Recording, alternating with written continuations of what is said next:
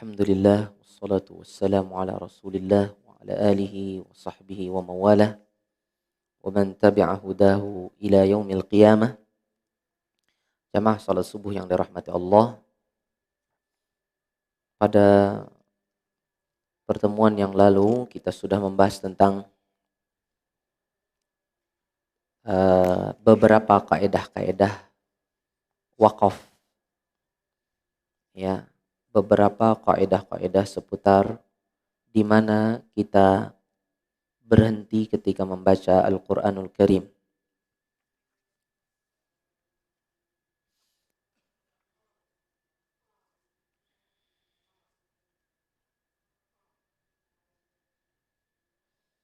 Di antara kaidah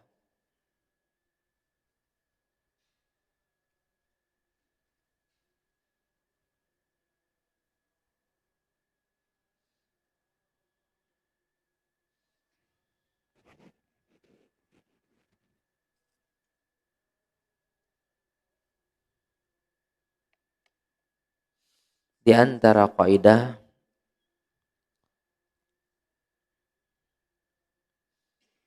di dalam masalah wakaf adalah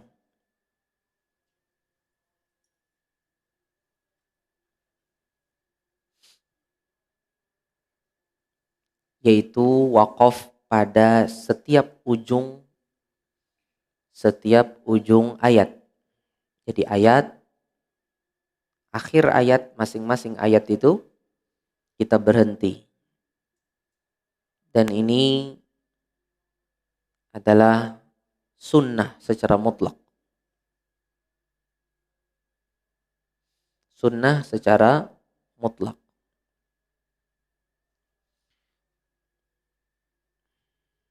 Walaupun ada sedikit perbedaan pendapat apabila kalau ayatnya ada ketereratan kuat dengan ayat berikutnya. Menurut sebagian ulama, maka itu lebih baik disambung. Setelah mereka semua hampir sepakat bahwasanya wakaf pada masing-masing ayat itu sunnah. Tapi pendapat yang paling kuat dalam masalah kemutlakannya adalah pendapat yang mengatakan wakaf pada masing-masing ayat itu sunnah secara mutlak, walaupun ada keterkaitan dengan ayat berikutnya. Kenapa? Karena Allah Subhanahu wa ta'ala menjadikan wakaf kita pada masing-masing ayat itu sebagai suatu perkara yang memang diinginkan. Jadi bukan cuma karena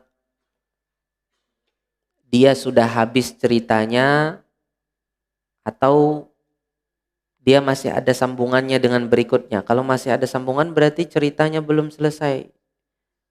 Bukan karena itu. Tapi dia karena per ayat itu sudah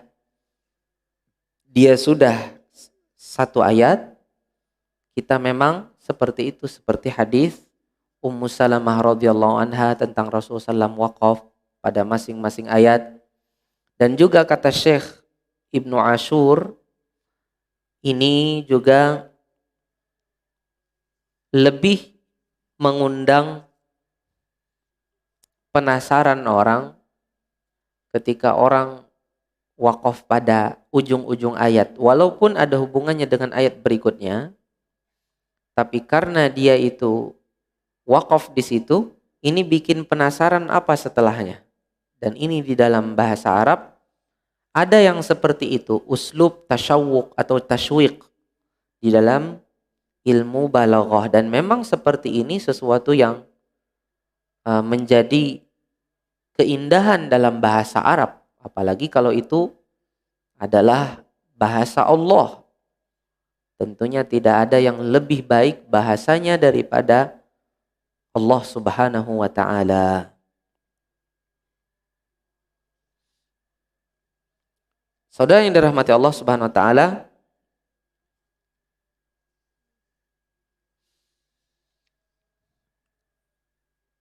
pengetahuan atau keahlian di dalam wakaf dan ibtida ini terdukung dengan beberapa cabang ilmu. Pertama adalah ilmu nahu. Ilmu nahu. Orang nggak paham nahu, susah ini memahami. Maka perlu kita belajar nahu. Nahu itu adalah tata bahasa. Tata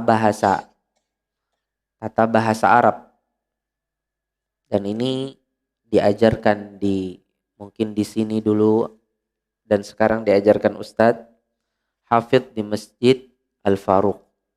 Yang kedua adalah ilmu tafsir. Ilmu tafsir. Yang ketiga adalah ilmu fikih. Yang ketiga ilmu seputar qiraat secara umum. Ilmu qiraat secara umum. Dari tajwidnya, dari qiraatnya, dari rasm, dhabt, dan dari pemotongan ayat-ayat. Ini perlu kita ketahui. Kemudian yang keempat, ilmu bahasa Arab. Dan ini mencakup banyak cabang ilmu.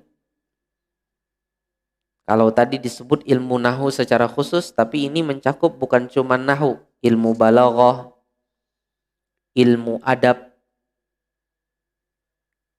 ilmu sastra, ilmu syair, dan lain-lain. Kemudian yang kelima, ilmu fikih. Karena seseorang yang dia paham fikih,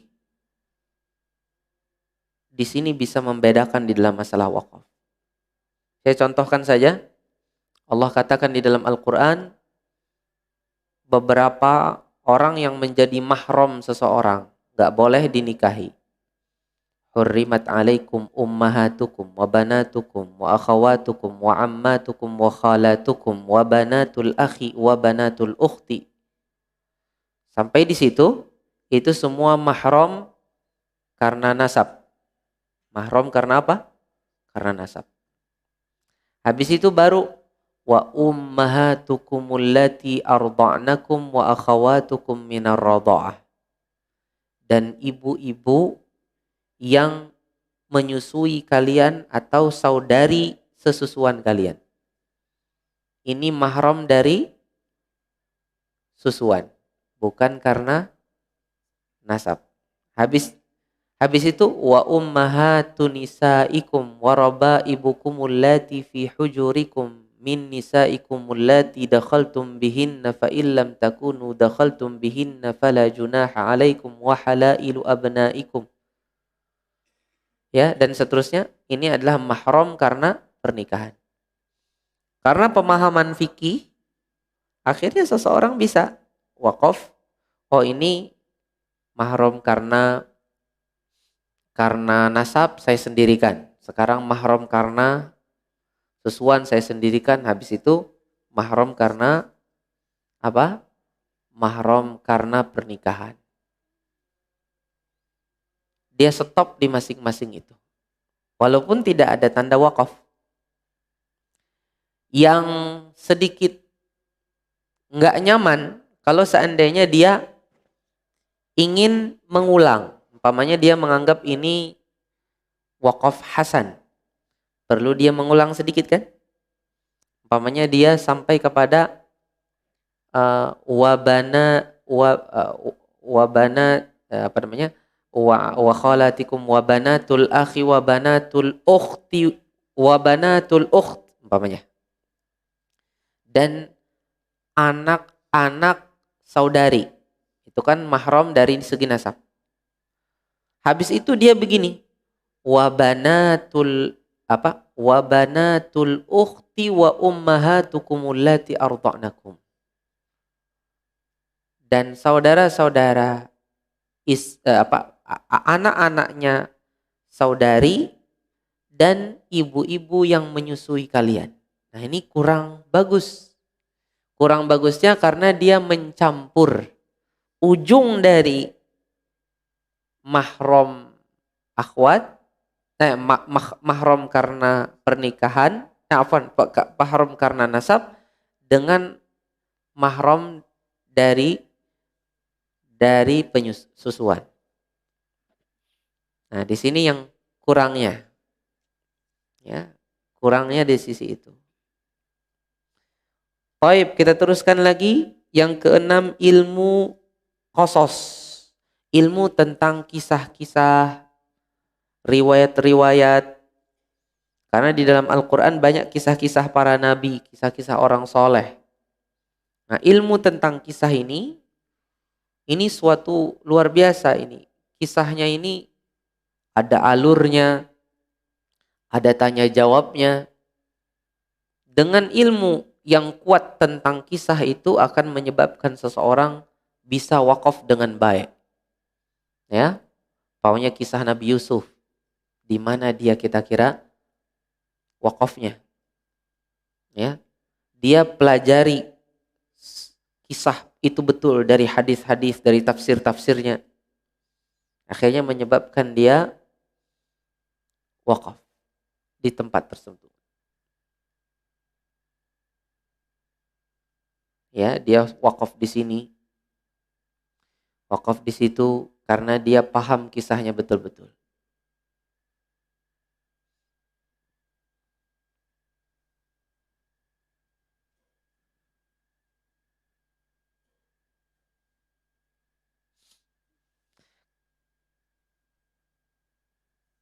Dengan memahami kisah dengan baik, maka seseorang akan bisa memotong-motong ayat itu dengan indah, disesuaikan dengan kisah itu. Dia akan bisa memotongnya dengan baik. Contohnya saja nih. Ada firman Allah di dalam surah Al-Ahzab ayat 37. Amsik alaika zawjaka wattaqillaha wa tukhfi fi nafsika mallahu mubdihi wa takhshan nasa wallahu ahaqqu an takhshah. Di situ Nabi mengatakan kepada Zaid yang dulu adalah anak angkat beliau, jagalah istrimu, artinya jangan kalian berpisah. Wattaqillah, dan bertakwalah kepada Allah. Wa tukhfi fi nafsika mallahu mubdih wa takhshan nas wallahu ahaqqu an takhshah.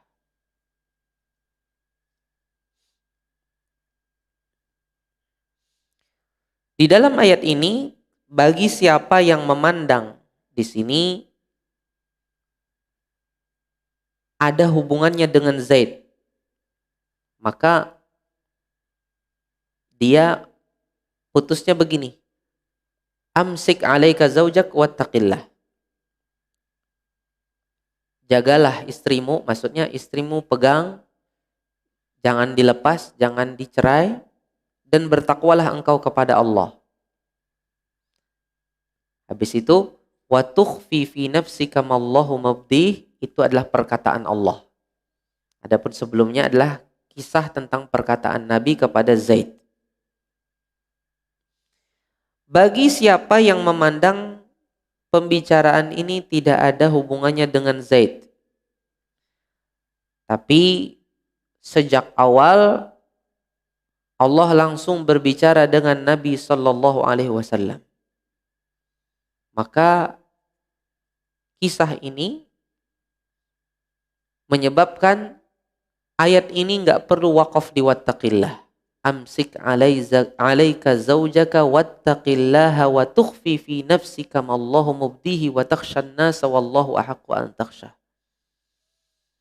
Pegang itu calon istrimu. Jadi istrimu yang memang Allah takdirkan akan jadi istrimu. Dan bertakwalah kepada Allah yang sebelumnya engkau menyembunyikan di hatimu apa yang Allah ketahui. dan engkau takut orang-orang akan mencelamu, Muhammad menikahi istri anak angkatnya, ya kan? Wallahu ahaqqu an takhshah, dan Allah lebih berhak untuk engkau takuti. Di masalah kisah itu membedakan di dalam masalah wakaf. Saudara yang dirahmati Allah Subhanahu wa taala, ini beberapa penyebab dari ilmu-ilmu yang sangat ada erat hubungannya dengan apa? Dengan masalah wakaf. Saudara yang dirahmati Allah Subhanahu wa taala, ada beberapa hal yang mungkin ingin sedikit kita ikut sertakan di dalam pembahasan ini. Di sana ada beberapa wakaf yang terkenal. Beberapa jenis wakaf, beberapa wakaf yang populer, dikatakan wakaf ini dan wakaf itu. Pertama, apa yang disebut dengan wakaf Nabi. Wakaf Nabi. Ya. Ini di dalam Al-Quran konon katanya ada 18 tempat. Wakaf disebut wakaf Nabi. Nah, ini wakaf Nabi ini tidak ada dalilnya yang sahih. Walaupun sebagian tempatnya memang layak untuk wakaf. Tapi penisbatan wakaf itu kepada Rasulullah SAW ini tidak benar. Kira-kira siapa yang menyebarluaskan wakaf Nabi ini? Setelah diteliti oleh sebagian ahli, yang menyebarluaskannya adalah yang pertama orang-orang sufi. Orang sufi itu mereka suka perhatian dengan sesuatu dinisbatkan ke Nabi, apa saja dinisbatkan walaupun dia dhaif, itu suka diamalkan. Yang jelas-jelas sahih malah nggak diamalkan. Wakaf Nabi yang ada itu kebanyakannya memang layak untuk wakaf. Ya. Contohnya fastabiqul khairat. Hampir semuanya memang layak untuk wakaf. Cuma tidak semuanya sangat bagus untuk wakaf. Ya. Tapi penisbatan wakaf itu kepada Rasulullah tidak benar. Kecuali kalau di ujung-ujung ayat, ya, di ujung masing-masing ayat. Nah, maka itu sebagaimana pendapat kebanyakan para ulama salaf, memang sunnah secara mutlak. Belum lagi di antara penyebab tersebarnya ini juga adalah karena adanya hobi mencari-cari sanad musalsal. Jadi ada suka sanad-sanad musalsal. Dapat guru ini cerita, aku dapat wakaf ini dari guruku ini, dari guruku ini, dari guruku ini. Padahal kebanyakan musalsal itu tidak ada yang sahih. Ya, tidak ada yang sahih. Kebanyakannya dhaif. Hadis-hadis musalsal. Kebanyakannya dhaif. Dan kata banyak para ulama, hadis musalsal yang paling sahih di muka bumi ini adalah hadis musalsal tentang bacaan surah As-Saff. Bacaan surah As-Saff. Di sana ada lagi wakaf terkenal yang disebut dengan wakaf Jibril. Nah, ini disebut ada 10 tempat di dalam Al-Quran. Wakaf Jibril. Tadi yang sebelumnya apa? Wakaf Nabi. Kalau wakaf Jibril ada 10 tempat. Seperti Sibghatallah, seperti Qul Sadaqallah, dan lain-lain. Ini wakaf Jibril juga sama. Tidak ada dalilnya. Tapi secara umum kebanyakannya ini memang layak untuk wakaf. Tapi ada sebagian kurang bagus untuk wakaf.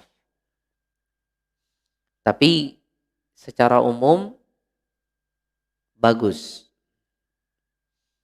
Tapi ada sebagian kurang bagus seperti Zumirroh, Fastawa, ini kurang bagus. Kemudian di sana ada lagi wakaf dikenal dengan wakaf ghufran. Wakaf ghufran ini ada 10 tempat. Ini juga tidak ada dalilnya. Ini semua di antara wakaf-wakaf yang terkenal. Ya, banyak disebut di dalam banyak kitab. Dan ini wakaf ini tidak ada juga dalilnya. Walaupun sebagiannya memang layak untuk wakaf. Ada yang wakaf kafi, ada yang wakafnya wakaf tam. Cuma penisbatannya, disandarkannya kepada Jibril, kepada Nabi Muhammad SAW, itu tidak benar. Taib. Sekarang kita ingin praktek sebagian dari ayat Al-Quran yang ingin kita baca kembali. Mari kita baca surah Al-Fatihah. A'udzu billahi minasy syaithanir rajim.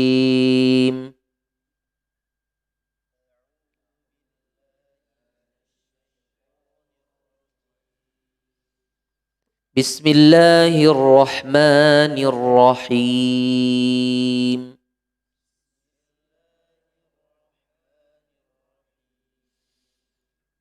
Menurut pendapat yang rajih, Bismillahirrahmanirrahim adalah ayat tersendiri berada di awal setiap surah kecuali surah At-Taubah. Dia bukan ayat pertama dari surah Al-Fatihah dan juga bukan ayat pertama dari surah-surah yang lain. Menurut pendapat yang paling kuat insya Allah. Bismillahirrahmanirrahim.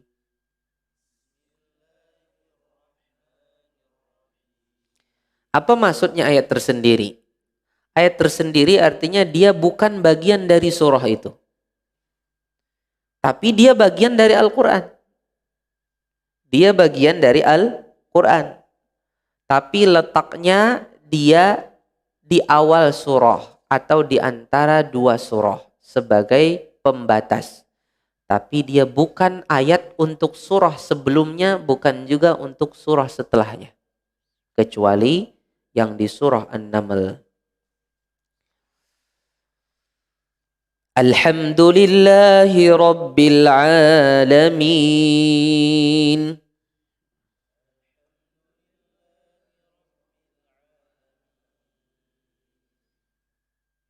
Kalau seandainya saya wakaf alhamd. Wakaf apa namanya? Wakaf apa? Enggak. Itu Tayyib. Ya. Saya mana? Tayyib.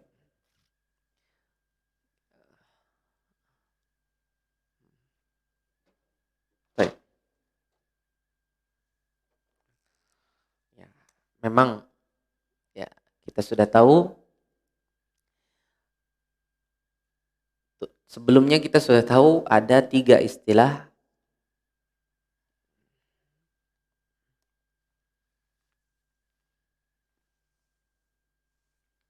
Ada namanya waqf,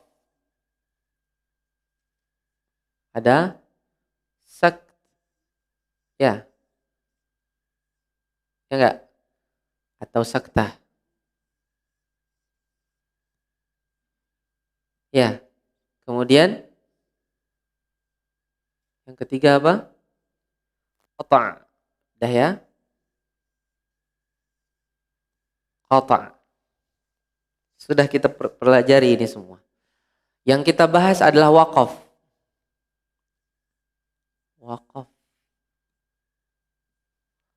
Wakaf kemarin ada 4 dibahas para ulama. Ada 4 wakaf Pertama wakaf ikhtiyari, ikhtiyari.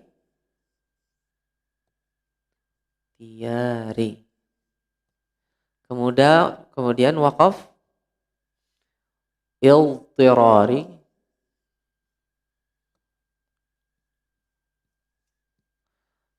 Habis itu apa? Wakaf apa? Ikhtibari. Kemudian wakaf intidhari.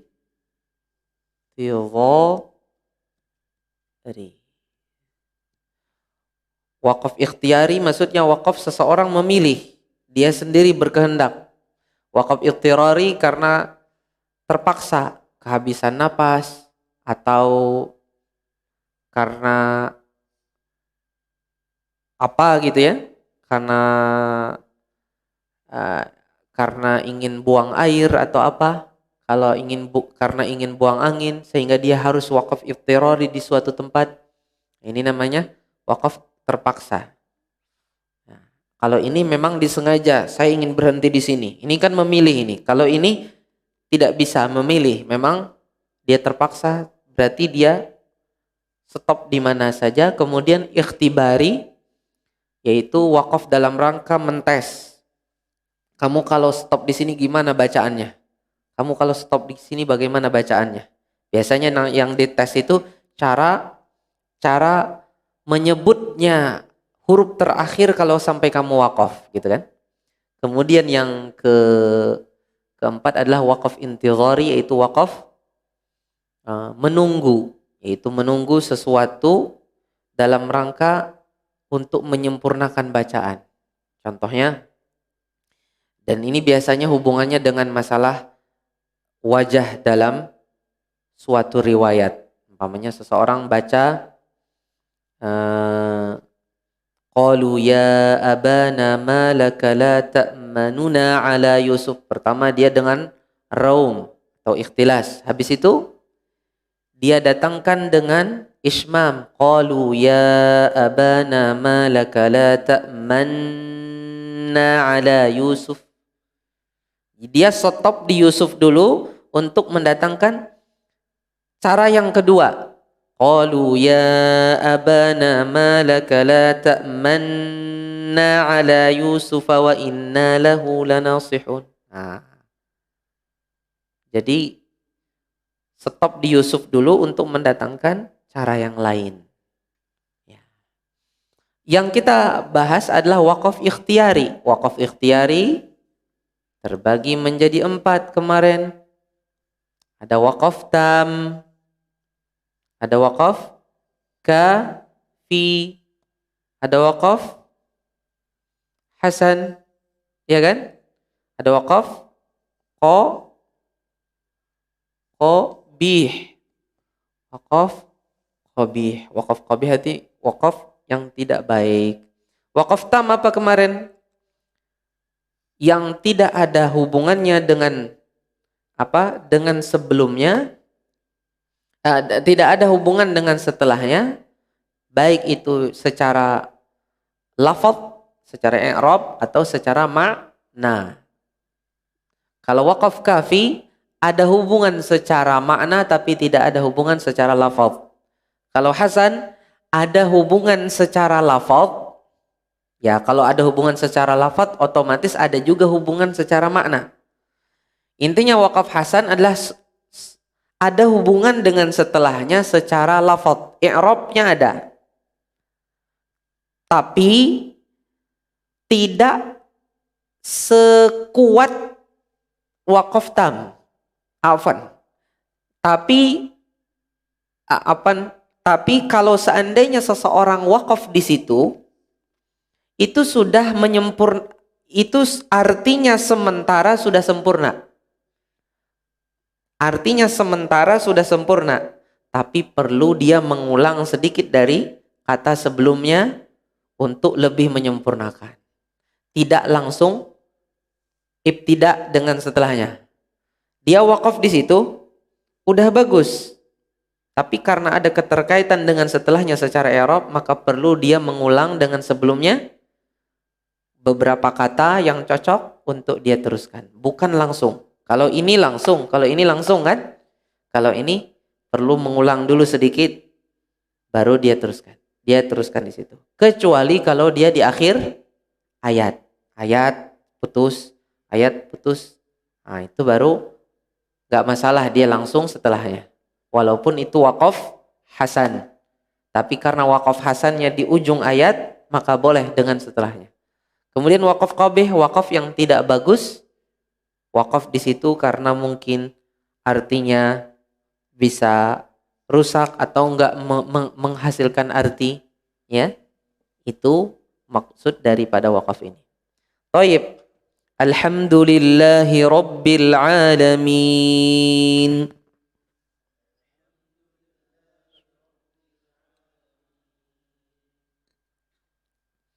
Umpamanya ada orang membaca waqaf apa namanya? Waqaf qabih. Nggak ada artinya. Ya kan? Nggak ada artinya. Pokoknya ada orang baca Bismillahirrahmanirrahim hamd. Waqaf qabih nggak ada artinya. Apa maksudnya alhamd? Kalau seandainya orang ada baca sekarang Alhamdulillah. Waqaf apa? Waqaf hasan. Karena dia sudah mendatangkan arti. Artinya sempurna untuk sementara di situ sempurna. Alhamdulillah. Benar kan? Benar dia stop di enggak salah kalau dia stop di situ. Alhamdulillah itu waqaf hasan. Cuman apakah kalau dia langsung Rabbil alamin benar? Enggak benar. Dia perlu mengulang lillahi rabbil alamin. Ya enggak? Dia perlu mengulang. Rabbil alamin tuh jadi dia itu majrur kenapa? Karena dia badal untuk lillahnya kan? Maka perlu dia ulangi jar dan majrurnya. Lillah itu kan jar sama majrur. Allah majrur li jarnya. Lillahi rabbil alamin. Nah, itu baru dia benar. Kalau dia langsung rabbil alamin, enggak benar. Jadi waqaf di alhamdulillah itu waqaf hasan. Alhamdulillahi rabbil alamin.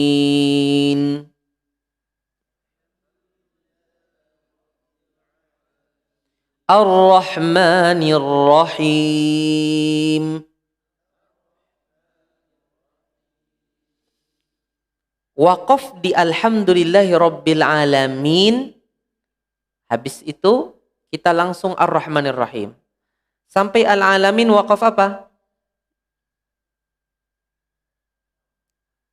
Lah. Waqaf hasan juga. Tapi kenapa kita langsung bisa Ar-Rahmanir Rahim? Karena di akhir ayat Ra'sul ay. Al-alamin akhir ayat, berarti kita bisa langsung. Ya kan? Ar-Rahmanir Rahim. Kalau seandainya saya baca Ar-Rahman, ini waqaf apa? Waqaf hasan. Cuman kalau saya putus Ar-Rahman, habis itu Ar-Rahim, bagaimana? Ini tidak bagus.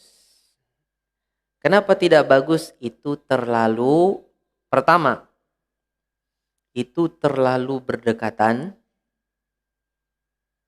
Yang kedua, didatangkan keduanya itu dalam rangka dipasangkan. Untuk menunjukkan kesempurnaan kasih sayang Allah, rahmat Allah. Rahmatnya yang umum dan rahmatnya yang khusus. Nama Allah yang khusus dan nama Allah yang bisa makhluk memiliki nama seperti itu. Yang kasih sayang yang terkandung pada masing-masing nama itu ada perbedaannya. Kalau dipisahkan, ini tidak mengundang seorang mengingat betul-betul masing-masing dari arti nama tersebut. Maka maka tentunya termasuk dari yang memang menjadi karakteristik Al-Quran memang yang seperti itu disambungkan. Jadi tidak pantas kalau dipisah. Ya kalau seseorang stop Ar-Rahman, habis itu dia ulang lagi Ar-Rahmanir Rahim, lain lagi ceritanya. Tapi kalau dia putus Ar-Rahman, Ar-Rahim, nah ini enggak pantas. Karena Allah sudah jadikan dia dalam satu ayat, itu juga pendek, kemudian dipisah lagi. Padahal dia punya hikmah di balik dia disampingkan. Maliki yaumiddin.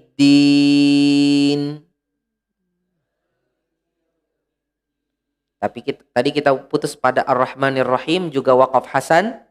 Tapi kenapa kita teruskan setelah Malik? Karena yang Him, Ar-Rahim dia di Ra'sul ujung ayat.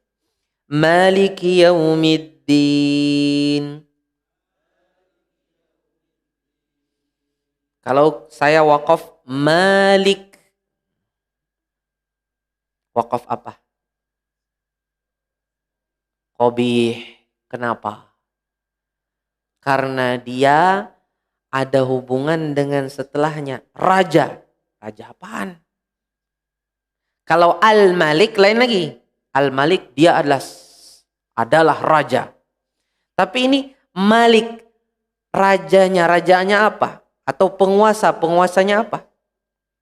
Malik itu raja, Malik itu penguasa. Kalau penguasa apa? Perlu disebutkan. Oh, dia penguasa hari kiamat. Maliki yaumiddin, penguasa hari pembalasan. Kalau waqaf pada Malik, maka itu waqaf qabih. Karena dia mudhaf. Setelahnya ada mudhaf ilaih. Ada orang baca Malik. Malik apa? Sempurnakan dong. Maliki yaumiddin. Ya. Baik, sampai Maliki yaumiddin. Ini waqaf apa? Sampai ad-din. Bukan waqaf hasan. Waqaf apa? Waqaf tam. Waqaf tam. Penguasanya hari kemudian. Penguasanya hari pembalasan. Ini pujiannya udah selesai nih. Pujiannya udah selesai. Iyyaka, hanya kepadamu na'budu, kami beribadah. Ada nggak itu keterkaitannya dengan ayat sebelumnya dari segi i'rab? Nggak ada. Dia bukan sebagai maf'ul, bukan mudhaf ilaih, dia juga bukan sebagai objeknya, bukan juga sebagai subjeknya, fa'ilnya, dia bukan sebagai sifatnya, dia bukan juga sebagai na'atnya, ya, dia bukan sebagai, nggak ada hubungannya secara i'rab. Cuman ini ada perpindahan gaya bicara. Setelah tadi memuji Allah dengan ghaib, dengan apa? Dengan kata yang menunjukkan kata apa? Kata orang kedua. Orang kedua ya, kata orang kedua. Ini sekarang langsung kepada yang diajak bicara. Orang pertama sekarang. Iyyaka, hanya kepadamu. Urusan ini sekarang dia mendekatkan diri kepada Allah. Iyyaka na'budu wa iyyaka nasta'in. Jadi yaumiddin dengan iyyaka waqaf apa? Waqaf tam. Di situ seseorang stop, kemudian seorang membaca iyyaka na'budu wa iyyaka nasta'in. Maka enggak pantas seseorang baca maliki yaumiddin iyyaka na'budu wa iyyaka nasta'in. Enggak pantas. Tadi ceritanya ghaib, habis itu kok dari segi lafaz tidak, ya, dari segi lafaz tidak. Maliki yaumiddin, sudah. Iyyaka na'budu wa iyyaka nasta'in. Afwan. Bukan waqaf, bukan waqaf. Ini bisa bukan waqaf tam, ini waqaf kafi. Dari segi makna masih ada hubungan, bukan wakaf tam. Ini wakaf kafi. Ada segi makna masih ada hubungannya, yaitu kepada Allah, cerita tentang Allah. Tapi dia bukan wakaf hasan, ya, wakaf kafi di sini. Habis itu apa? Ihdinas siratal mustaqim.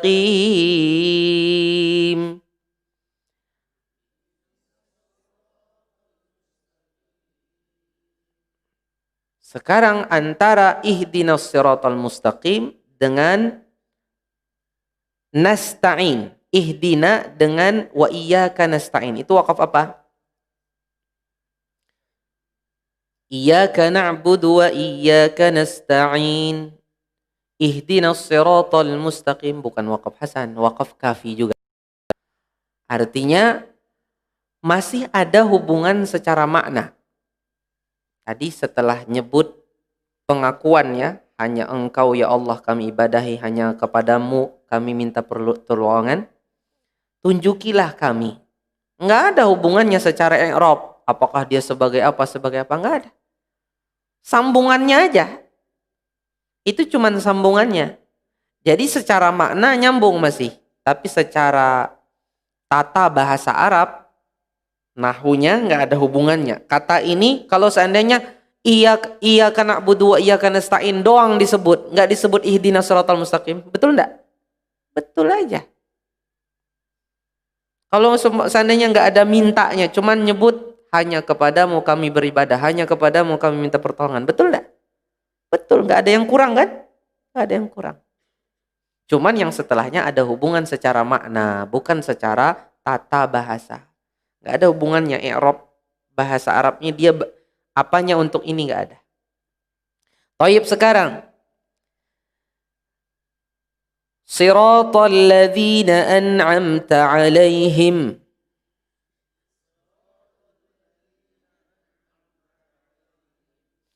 Tadi ihdinas siratal mustaqim, tunjukilah kami jalan yang lurus. Habis itu jalannya orang-orang yang engkau beri nikmat. Lihat sirata dengan as-siratal mustaqim. Sama-sama mansub. Sama-sama mansub. Yang sebelumnya tunjukilah kami as-siratal mustaqim. As-sirata kenapa dia mansub pakai fathah? Karena dia objeknya.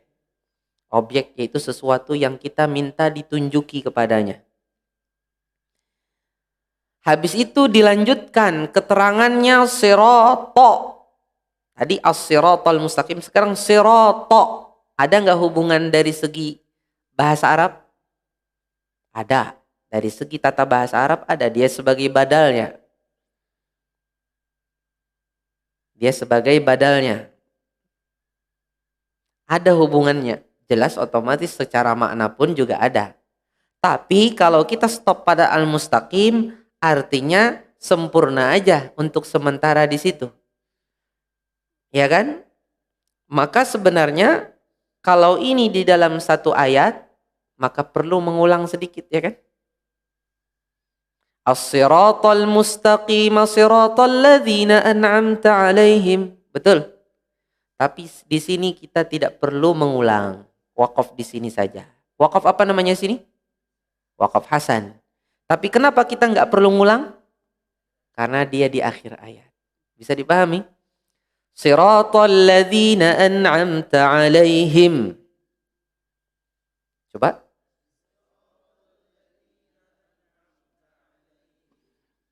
Jalannya orang-orang yang engkau beri nikmat, yaitu orang-orang yang berilmu dan beramal. Ya kan?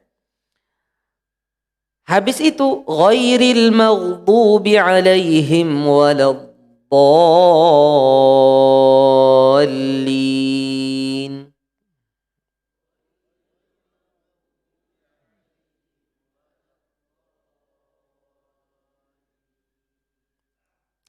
Sekarang ghairil maghdubi 'alaihim waladdallin. Ghairi. Sekarang dia di sini dia majrur. Majrurnya karena dia ikut mengikuti, dia naat Dia badal untuk alladzina an'amta. Tadi kan sirata alladzina, jalan orang-orang. Nah, orang-orang ini mudhaf ilaih. Siratanya mudhaf, alladzina an'amta alaihim itu mudhaf ilaih. Sesuatu yang disandarkan kepadanya jadi majrur. Ghairil maghdub ini badal majrur juga. Ada enggak keterkaitan secara lafaz? Ada. Secara tata bahasa Arab ada. Secara makna otomatis juga. Ini waqaf di sini sebenarnya waqaf apa? Waqaf hasan. Maka perlu mengulang lagi kan? Kalau seandainya ada orang siratal ladzina an'amta alaihim, dia ulang lagi. Siratal ladzina an'amta alaihim ghairil maghdubi alaihim waladdallin, atau alladzina an'amta alaihim ghairil maghdubi alaihim waladdallin. Kan gitu. Ini hakikatnya di sini waqaf hasan, perlu diulang dengan sebelumnya. Cuman kenapa kita teruskan? Penyebabnya karena di sini ayat. Pertama, ayat menurut sebagian perhitungan, sebagian hitungan, yaitu diantaranya Addul Madani, hitungannya ulama Madinah. Maksudnya ulama Madinah zaman dulu, Abu Ja'far, Syaibah ibn Nassah, itu mereka punya hitungan. Hitungannya semua ulama sepakat surah Al-Fatihah itu berapa ayat? 7. Walaqad atainaka sab'am minal mathani wal Qur'anal azim. Semua sepakat 7. Cuman perbedaannya ayat pertamanya mana, ayat yang ke-6 dan ke-7 yang mana. Itu khilaf di dalam penghitungan. Tapi di sana ada lagi pembahasan khilaf ditinjau dari segi riwayat hadis. Yang benar bismillahirrahmanirrahim ayat surah Al-Fatihah atau bukan. Dan ayat masing-masing surah selain surah Al-Fatihah kecuali At-Taubah atau bukan. Khilaf ulama yang tadi sudah kita sebutkan, yang rajih bismillahirrahmanirrahim ayat tersendiri untuk setiap awal surah kecuali surah At-Taubah. Kalau mengikuti yang rajih, maka enggak masalah seseorang stop siratal ladzina an'amta alaihim. Habis itu dia teruskan ghairil maghdubi alaihim waladdallin. Enggak ada masalah. Jangan dipaksakan. Oh, kita ini Ustadz pakai riwayat Hafaz dari Asim. Riwayat Hafaz dari qiraat Asim itu qiraatnya ahli apa? Orang mana? Orang Kufah. Sedangkan mushaf kita mushaf Kufah, harus sesuai dong. Karena riwayatnya riwayat Hafaz dari Asim, dan ini adalah min a'immati al-Kufiyin, dari ulama qiraat Kufah, berarti mushaf yang cocok untuk ini hanya mushaf Kufah. Berarti untuk waqaf-waqafnya harus sesuai persis. Jawabannya tidak juga. Tidak juga. Tidak mesti harus sama. Tidak mesti. Tapi ada sebagian mushaf itu fawasil, potongan-potongan ayatnya lebih cocok untuk masing-masing dari qiraat negeri itu. Dari ditinjau dari sisi makna. Karena nanti disebut dengan ucapan yang lain lagi dalam qiraat lain kurang cocok, di situ dia berhenti. Tapi kalau di sini tidak ada khilaf tentang artinya, tidak ada khilaf, maka kita kembali kepada yang rajih, nggak ada masalah. Kita waqaf di situ siratal ladzina an'amta alaihim. Waqaf hasan nih. Karena kita nganggap itu ayat ke-6, kita terusin ghairil maghdubi alaihim waladdallin. Ya. Kita terusin, nggak ada masalah. Di sini waqaf di sini apa? Waqaf hasan tadi alaihim tadi, tapi karena dia akhir ayat menurut yang kita pegangi, maka kita langsung saja teruskan, tidak ada masalah, tidak ada haraj. Kalau dipaksakan, apakah semua orang bisa? Nggak semua orang bisa. Ada orang pendek nafasnya seperti orang anak kecil, seperti siapa lagi? Seperti orang tua. Anak kecil kan perlu dimotivasi baca Al-Quran. Kalau ini harus disambung, nyampe nggak dia? Bisa. Gimana kita bisa memotivasi anak kita? Bayangkan akhi, untuk masalah memegang mushaf, pendapat mayoritas ulama wajib suci dari hadas apa tidak? Wajib suci. Bahkan dinukil ijma' oleh Imam Ibnu Abdul Bar. Menurut Imam Ibnu Abdul Bar, wajib disyaratkan orang yang memegang mushaf harus suci dari hadas besar dan hadas kecil. Berarti dia perlu berwudu. Kalau seandainya dia ada hadas kecilnya kan, itu harus dinukil ijma' oleh Ibnu Abdul Bar. Tidak ada khilaf sebelum Ibnu Abdul Bar. Ibnu Abdul Bar sebelum zamannya Imam Nawawi. Tidak ada khilaf dalam masalah itu. Menurut ulama fikih tidak ada khilaf. Tapi ulama juga sepakat. Kalau seandainya yang megang mushaf itu anak kecil, yang ingin didekatkan kepada Al-Quran, maka tidak disyaratkan mereka berwudu.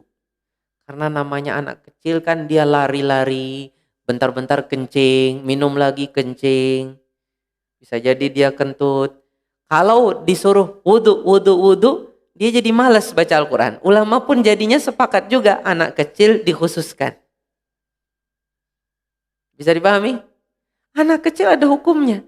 Itu aja ada hukumnya. Begitu pula ini. Masa dipaksakan mereka? Enggak. Mungkin ada sebagian yang napasnya panjang, toib. Ada kebanyakan orang enggak. Kalaupun juga dipaksakan, hilang khusyuknya. Dia mungkin bisa baca, tapi khusyuknya hilang di ayat terakhir ini. Karena dia memaksakan harus satu nafas, akhirnya ada ngedennya sedikit, ada menahan nafas, akhirnya hilang kekhusyuannya. Apakah itu dari roh syariat? Tidak. Itu tidak sesuai dengan roh syariat Islam.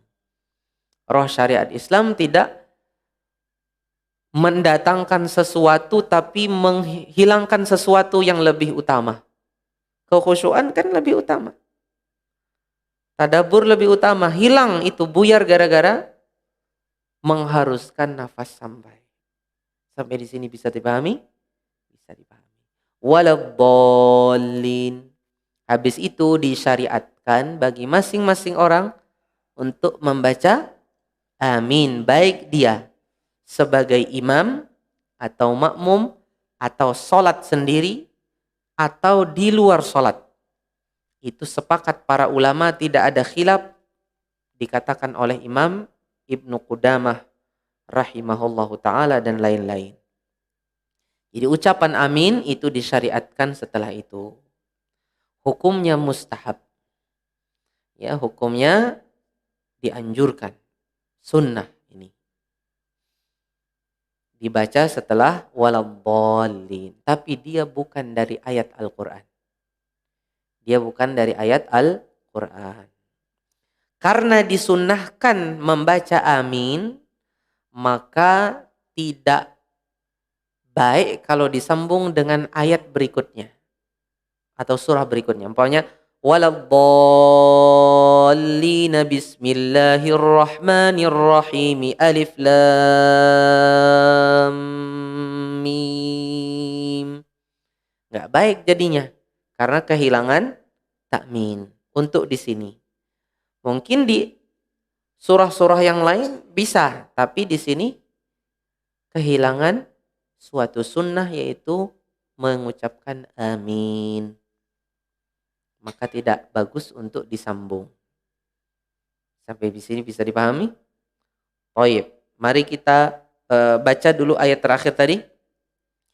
Siratal ladzina an'amta 'alaihim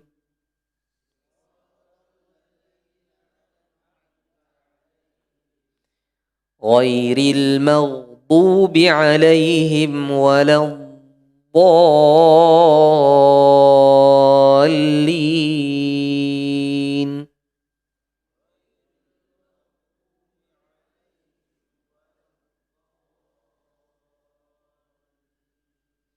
Baik. Setelah itu kita masuk surah apa? Surah Al-Baqarah. Dari waladdallin menuju alif lam mim itu wakaf apa? Hah? Wakaf tam, nggak ada hubungannya sama sekali, ya kan? Waladdallin dengan alif lam mim itu wakaf tam, nggak ada hubungannya sama sekali. Itu nggak ada hubungannya sama sekali. Itu wakaf tam. Makanya kalau sampai disambung, maka perlu pembatas. Pembatasnya Bismillahirrahmanirrahim. Pembatasnya itu, pembatas dari surah ke surah yang lain. Kalau sampai disambung, boleh nggak disambung? Boleh hukum asalnya, tapi akan kehilangan suatu sunnah. Untuk di sini, tapi surah yang lain lagi ceritanya. Baik, kita teruskan. Bismillahirrahmanirrahim.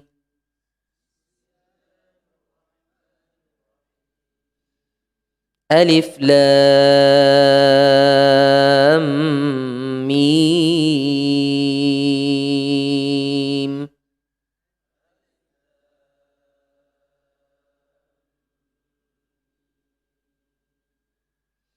Alif lam mim. Harus sama.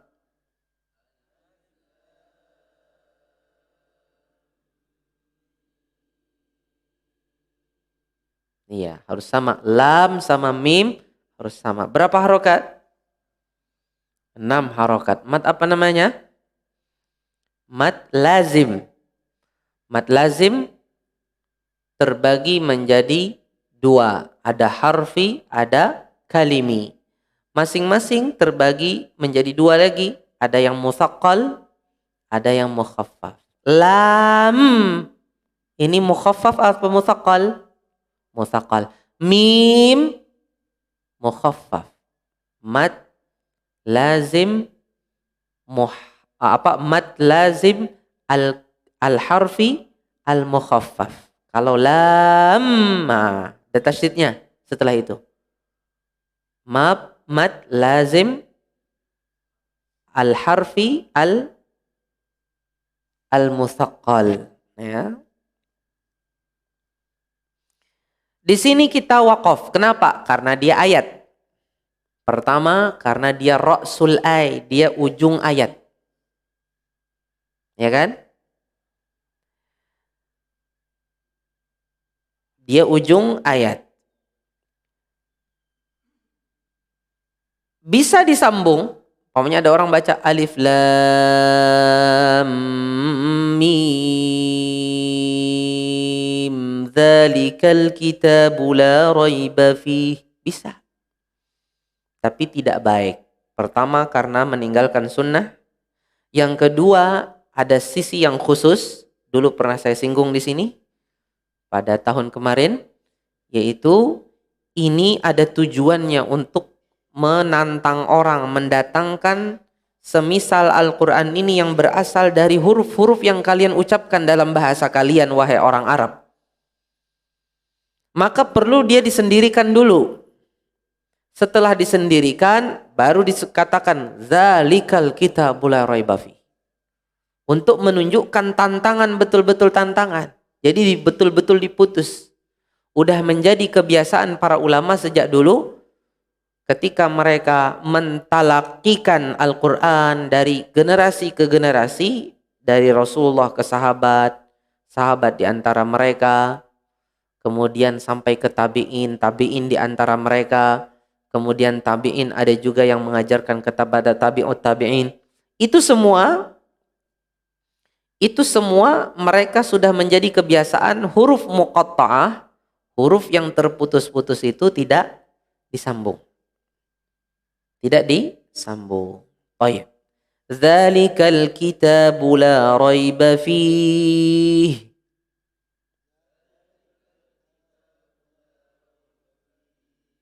Hudal lil muttaqin. Di sana ada tanda waqaf apa namanya? Ada yang tahu? Waqaf apa namanya? Waqaf ta'anuq. Waqaf apa? Waqaf ta'anuq. Ada namanya waqaf ta'anuq.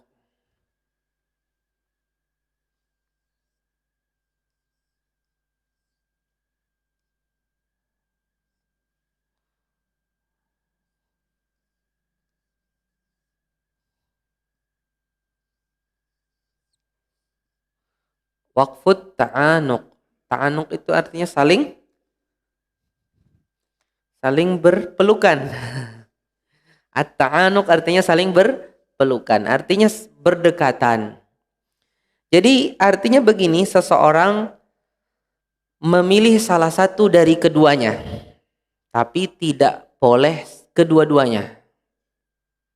Karena masing-masing mengandung makna yang sempurna sudah. Dzalikal kitabu la raib. Itulah Al-Quran yang ditulis kelak tidak ada keraguan. Fihi hudal lil muttaqin, padanya ada petunjuk bagi orang yang bertakwa. Padanya ada petunjuk bagi orang yang bertakwa. Kalau kita waqaf pada fi, dzalikal kitabu la raiba fi, itulah kitab yang fihi, yang padanya tidak ada keraguan. Hudal lil muttaqin, sebagai petunjuk bagi orang yang bertakwa. Lurus-lurus saja kan artinya? Boleh dipilih salah satunya, tapi nggak boleh kedua-duanya. Dzalikal kitabu la raib fihi hudal lil muttaqin. Dzalikal kitabu la raiba fihi hudal lil muttaqin. Tapi kalau begini, dzalikal kitabu la raib fihi hudal lil muttaqin, boleh? Tak boleh. Sampai di sini bisa pahami? Tapi Ustadz, mun ulun kada hendak bamandak pang Ustadz. Boleh. Kada apa-apa. Cuman ya hilang pang artinya kan. Maksudnya artinya kurang tampak. Pamanya ada orang baca, dzalikal kitabu la raiba fihi hudal lil muttaqin. Ada masalah. Tapi kalau dia wakaf, dia salah pilih salah satu dari dua ini. Ini wakaf wakaf ta'anuq. Wakaf ta'anuq termasuk dari wakaf ikhtiyari. Dari wakaf ikhtiyari. Wakaf ikhtiyari yang apa namanya? Yang kalau seseorang membaca dzalikal kitabu la raib fihi hudal lil muttaqin. Fihi hudal lil muttaqin. Ini wakaf masuk kepada wakaf kafi. Karena masih ada hubungan secara makna. Kalau begini, dzalikal kitabu la raiba fihi hudal lil muttaqin. Ini juga masuk kepada wakaf kafi juga, ya. Wakaf kafi seorang juga bisa setelahnya. Ini bisa dipahami ya. Hudal lil muttaqin. Alladzina yu'minuna bil ghaibi wa yuqimuna as-salata wa mimma razaqnahum yunfiqun. Coba.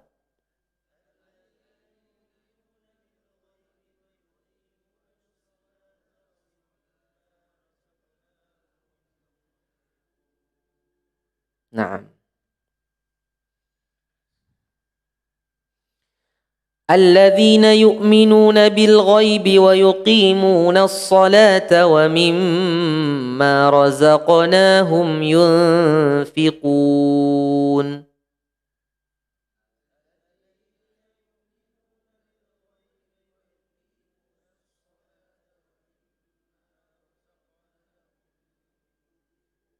Iya. والذين يؤمنون بما أنزل إليك وما أنزل من قبلك.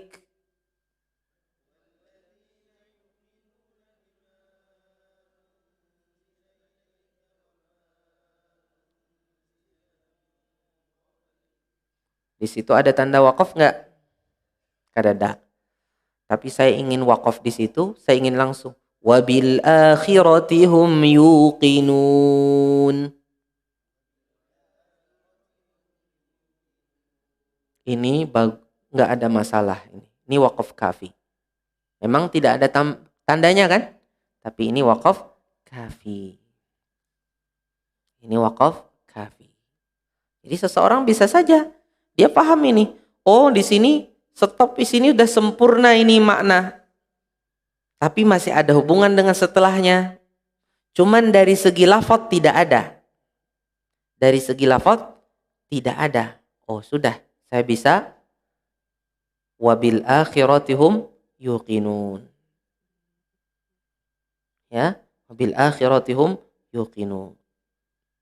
Sama seperti ayat sebelumnya, alladzina yu'minuna bil ghaibi wa yuqimunas shalah. Saya wakaf di situ. Di situ saya langsung wa mimma razaqnahum yunfiqun. Artinya wa yunfiquna mimma razaqnahum, dan mereka menginfakkan apa yang kami karuniakan sebagai rezeki. Enggak ada masalah. Baik. Ulaika ala hudam min rabbihim.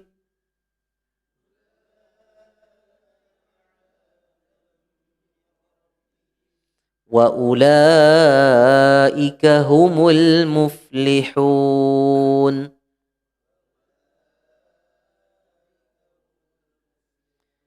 Ini wakaf apa? Wakaf kafi. Antara hudam min rabbihim, wakaf kafi. Kemudian setelah itu wa ulaika humul muflihun. Oh iya. Habis itu baru cerita orang kafir. Innal ladzina kafaru. Antara muflihun kemudian innal ladzina kafaru itu wakaf apa? Wakaf tam. Pertama dari segi lafaz nggak ada hubungannya, dari segi tata bahasa. Yang kedua dari segi makna nggak ada hubungannya. Ini orang bertakwa, ini orang kafir. Bisa dipahami? Nanti insya Allah kita akan bahas lebih rinci lagi dalam masalah ini. Barakallahu fikum. Ada pertanyaan? Silakan.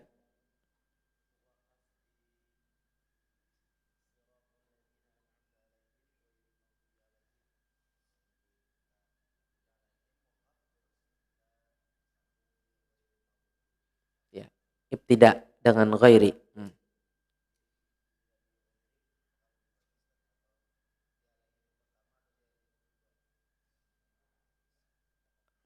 Antara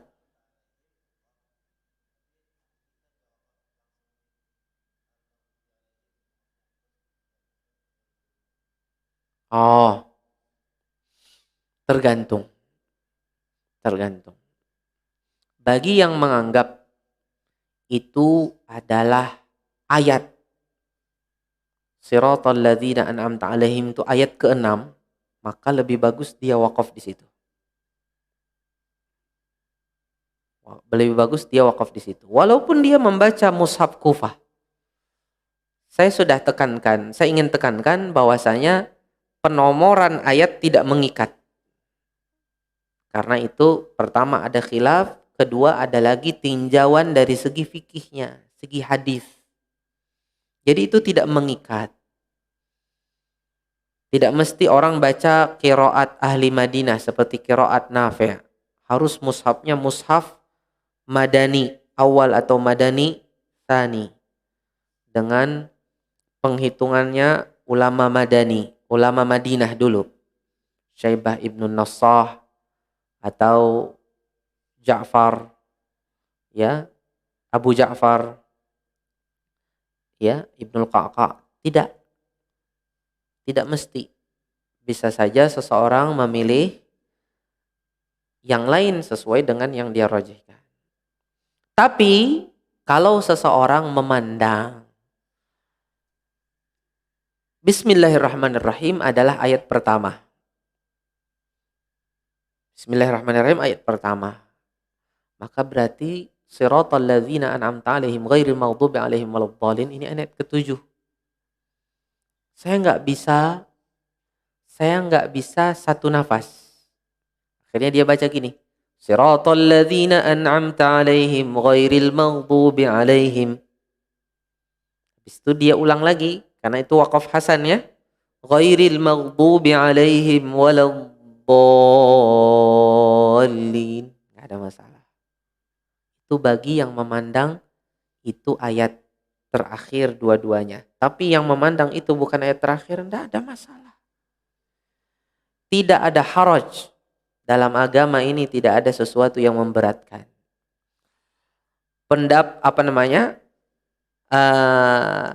Ilmu qiraat adalah salah satu cabang ilmu Islam yang tidak boleh disendirikan. Dia harus ditinjau dari sisi yang lain lagi. Dari sisi hadis, dari sisi tinjauan tafsir, dari sisi tinjauan fikih. Ya, bukan cuman nyendiri. Ada sebagian kalangan ilmu qiraat tersendiri. Ini kalau masalah urusan Al-Quran hanya sama ulama qiraat aja, nggak ada hubungannya sama ulama yang lain. Nggak juga. Itu namanya memonopoli. Tidak ada pemonopolian dalam Al-Quran. Ulama qiraat punya kekuatan di dalam ilmu mereka, tapi nanti ada beberapa hal bisa tercampur dengan ilmu lain. Bisa ada hubungan dengan ilmu lain. Kadang-kadang karena kita hanya berkumpul dengan sebagian ustadz yang memperhatikan masalah qiraat saja, atau syekh yang hanya meninjau dari sisi qiraat saja, maka seperti itu jadinya. Nah, tidak benar itu. Harus juga tinjauan yang lain tetap diperhatikan. Tetap diperhatikan tinjauan yang lain. Jangan hanya seperti itu. Tapi nanti ada kondisi tertentu, nanti tinjauan qiraat yang murni digunakan. Tinjauan yang lain tidak bisa. Tinjauan yang lain tidak bisa. Tinjauan qiraat saja. Contohnya tadi. Contohnya alif lam mim. Zalikal kitab. Secara hukum boleh nggak disambung? Boleh kan?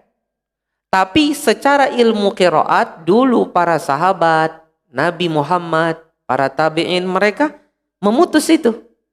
Tinjauan ilmu qiraat memutus. Yang dikuatkan di sini tinjauan ilmu qiraat. Ya, tinjauan ilmu qiraat. Nanti juga kadang-kadang suatu pembahasan bisa jadi sisi tafsirnya yang tinjauan ilmu tafsirnya sangat kuat di sisi itu. Sehingga seseorang memikirkan dari sisi tafsirnya, oh begini dan begini.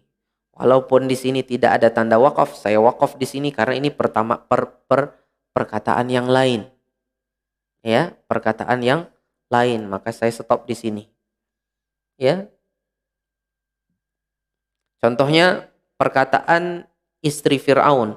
Allah katakan wa qalat imra'atu fir'auna qurratu 'ainil li walak la taqtuluhu 'asa an yanfa'ana aw nattakhidahu walada wa hum la yash'urun. Lihat.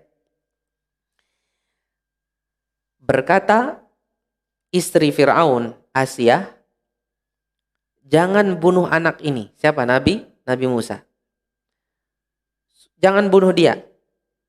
Bisa jadi dia bermanfaat, kita adopsi saja, nanti bisa jadi dia bermanfaat bagi kita. Atau kita jadikan anak tadi kan. Habis itu ada kata wahum la yash'urun, dan mereka tidak sadar. Siapa yang tidak sadar di sini? Fir'aun dan bala tentaranya.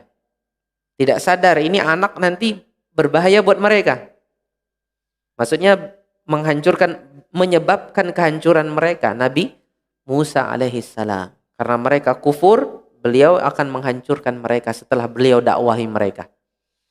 Wahum la yash'urun, perkataannya Asiyah atau bukan? Perkataan Allah, bukan perkataan Asiyah. Allah cuman menyampaikan perkataan Asiyah sampai asa ayyam fa'ana au nattakhidahu walada. Bisa jadi nanti dia bermanfaat bagi kita atau kita adopsi sebagai anak. Sampai di situ. Di situ tidak ada tanda wakaf di dalam mushaf. Disambung aja. Tapi secara ilmu tafsir perlu nggak wakaf di situ? Perlu. Karena di sini selesai sudah perkataan Asiyah kepada Fir'aun, baru setelah itu disadarkan. Wahum la yash'urun. Oh, mereka ini tidak sadar.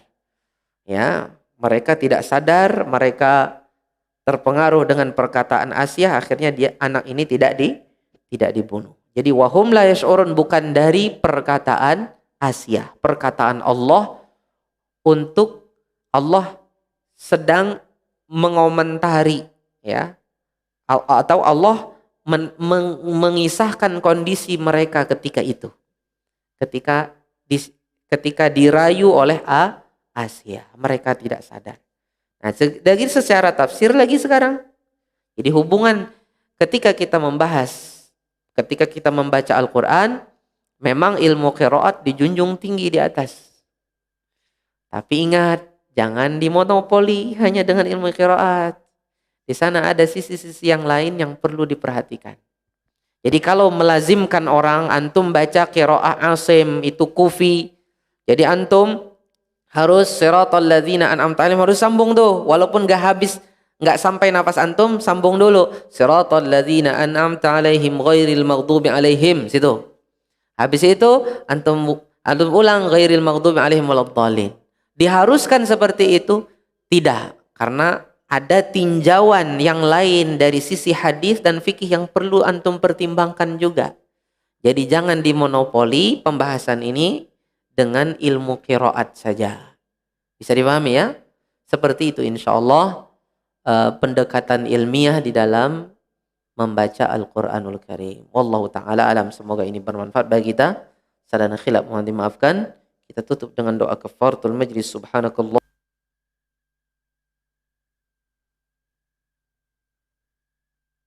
Assalamualaikum warahmatullahi wabarakatuh.